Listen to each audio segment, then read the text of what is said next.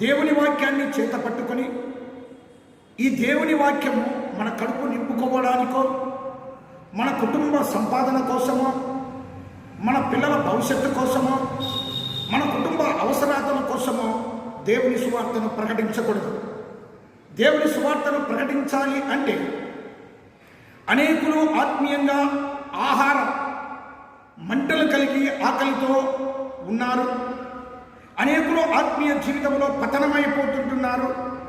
అటువంటి వారి కొరకు దేవుడు ఈ లోకంలో అనేక మంది సేవకులను, సేవకురాండ్రను, భక్తురాండ్రను ఏర్పరచుకున్నారు.